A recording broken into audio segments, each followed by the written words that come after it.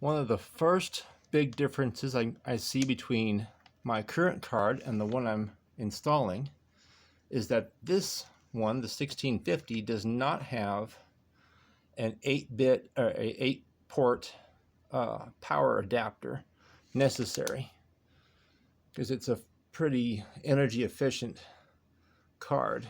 It's not as powerful as the 1660 Super. So I'm going to have to dig out one of these 8-pin connectors from the back of my case. The Fantex Enfield case is the first case I've used. I've been building computers for 15 years. That actually has one of these back panels where you can do cable management and hide all your most of your cables in the back.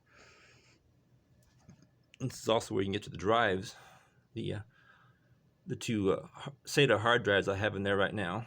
I'm using them for backup storage. I have an NVMe SATA card on my motherboard these days, which is also a first for me. It's been quite a couple of years here. Some major upgrades for this old computer enthusiast. So I'm going to be threading this through. So when I put in my 1660 Super, I'll have power for it, in addition to the power that it gets from the PCI Express slot.